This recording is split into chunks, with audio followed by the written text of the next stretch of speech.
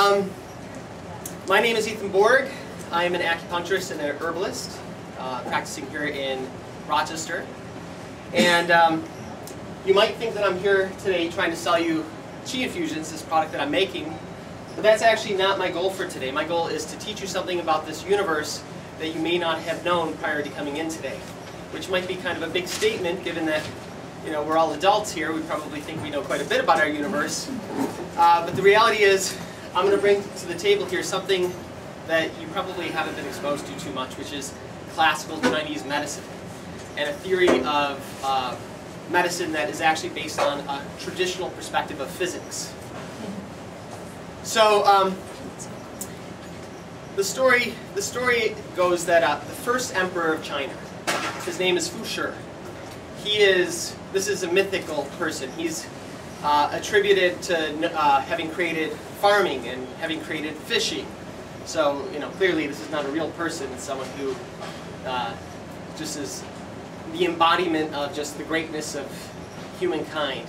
But he's an emperor, and he's watching a fire. And in the fire there are 3 logs, and he's talking to his ministers, and he notices these 3 logs, and they're really interesting to him. But he goes on talking. And then he gets up and he starts to walk around and talk to his generals and his ministers and various people. And he comes back to that original fire and he sits down and he notices that what started off as 3 logs had changed. Now it was one big log, a broken log with a hole in the middle, and another big log. And it said that this spiritual dragon came out of heaven and gave him a moment of brilliant insight. And that brilliant insight was an understanding of what you might have heard of trigrams. Trigrams are combinations of yin and yang. Full lines are yang, partial lines are yin. And when you put 3 lines together, you define a movement of energy. And so this great moment of insight was that he figured out what these trigrams were, which, by the way, are part of, if you've heard of the I Ching. The I Ching is this, you're trying to figure out your future. You roll the dice or whatever it is, and you see what, how many yin lines and how many yang lines there are, and from that you determine what the elements are. You put the elements together and it says, oh, this is what's going to happen to you today, or based on this issue, this is what's going to happen.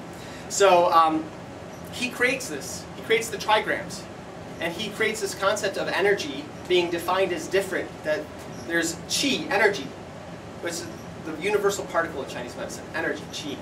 And he says, okay, well, we have 2 sides to Qi. We have yin, we have the broken lines, and yang, the full lines. And we can put yin and yang together, and when we do that, we define reality. And so what he did is he created what's called a bagua. A bagua is a representation of how energy moves in space. Okay, so he puts heaven in heaven and fire above. He puts fire Qi, and the bottom beneath that he puts earth Qi. And then he stacks all the other elements around it, and he says, this is going to define your reality. This is how energy moves. And this is the beginning part of traditional physics. So 1,500 years later, a real king is on the planet. His name is King Wen. And he is also, unlike the mythic emperor, he's not so mythic, he's not so skilled at what he does. He has wars, and he's not so successful at his wars. And he gets captured, and he gets imprisoned, and he spends a long time in a prison cell. So much time he spent in that prison cell that he started to notice that around the room, things felt different. That when he was in the north side of the room, it felt cold. When he was in the south side of the room, it felt hot. When he was in the east side of the room, it felt electrical and buzzing. When he was in the west side of the room, it felt billowing. And what he did is he took those same trigrams that Fu Shi invented, and he aligned them into an orientation. And he created what's called the later heaven bagua. And he said, this is how energy moves in space.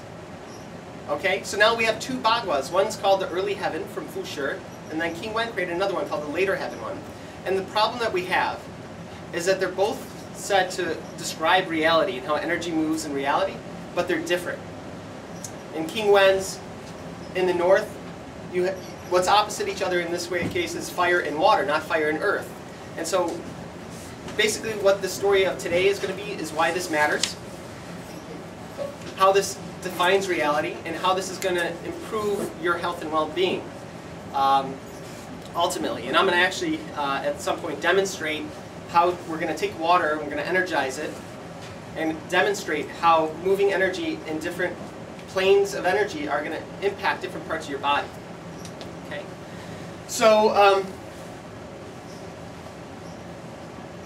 my story, a lot of this is going to be about my experience, the first half of this talk, because it's really kind of an interesting kind of step-by-step development into what I do today, which is a totally different path than I ever expected to be on. So in middle school and high school, I had perfect health. I never missed a day of middle school or high school. I was a star athlete. I played tennis probably 3 hours a day most days.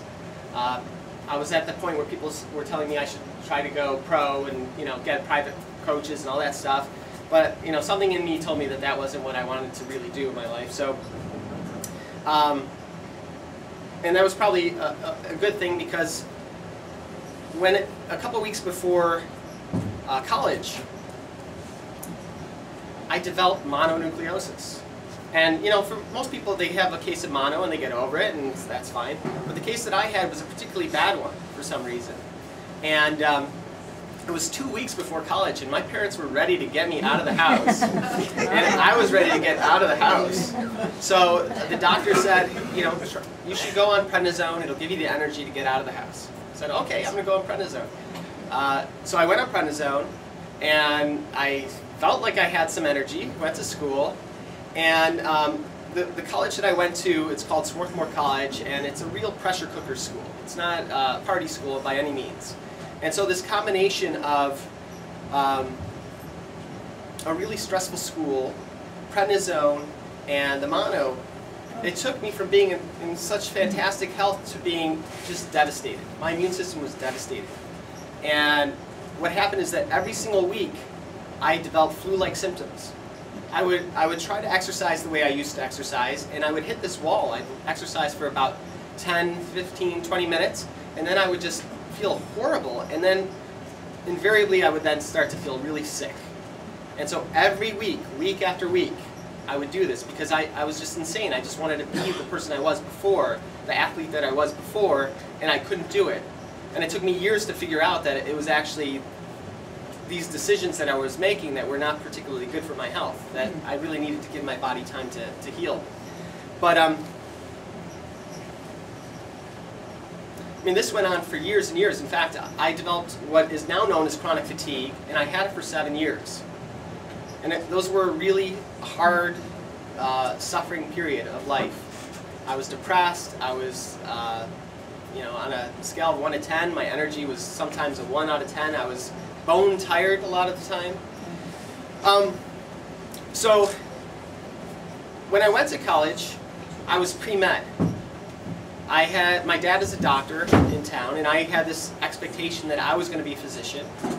And I was doing great pre-med. I was acing a lot of the classes. I could have easily gone on to medical school, but I suddenly got so ill that I had to go to all these doctors, and every doctor that I went to at that time basically said, it's in your head. It didn't feel like it was in my head, but every single doctor was saying it was in my head. And it just added to my sense of confusion and depression that I could make myself this ill. And finally, I was about to go get therapy, which I think is a great form of medicine. But my dad said, why don't you go to an allergist first? And I said, okay, I'll go to an allergist. And I don't know if anyone here has been to an allergist, but what they do is they prick you with little allergens and see what kind of reaction you have. And when he was done, I was pockmarked. I was suddenly allergic to everything. You name it, I was allergic to it. And sometimes it's a scale of 1 to 4, and a lot of these things were at the 4. Out of nowhere. So has anyone here seen the movie Safe? It's about a woman who suffers from chemical sensitivity. I saw that movie during this time period in my life, and I was just devastated watching this movie because it was my life. Someone would walk by wearing perfume, and I would feel just ill, seriously ill, because I was so hypersensitive to my surroundings. So I decided, okay, I'm not going to go into medicine. I did the Western approach for years and years. I did the desensitization shots. I did the Flonase and the, you name it, for allergies and asthma. And it got to the point where one day I asked my allergist, you know, when am I going to get off this inhaler? When am I going to get off this? And he said, you're never going to get off this. I said, what? I think I'm getting off this. I mean, I'm a young kid at that time, and that's a steroidal inhaler, and I'm like, you know, my asthma's not great, but I'm a little more worried about what's going to be on a steroid for the rest of my life versus the asthma. So that was the point where I said, okay, I'm going to start looking at alternatives. And the first thing that I did is I started to take supplements. And I went through every single supplement. I just tried one at a time, see what just gave me like a tiny notch more energy. And this was, my parents at that point thought I was addicted to vitamins, because this was before the vitamin craze. Now today, they take all the vitamins. I don't take any vitamins. But at that moment in time, you know, I find, okay, you know, vitamin A was great for me, so I ate so many carrots, I literally looked orange. I did, yeah. I mean, and the supplemental approach was great, but it only got me so far. My wife, one day, it's the springtime, she's from rural Maine, and she is looking out the window, and I don't know what broke in her at that moment, but she turned to me and said, you have to do something. I need to be able to open my windows during the seasons. I'm going insane here. And you know, I said, okay, I'll try something. She said, go to acupuncture. I said, acupuncture? No way. They use needles. And that's, I think, most people's approach, especially men.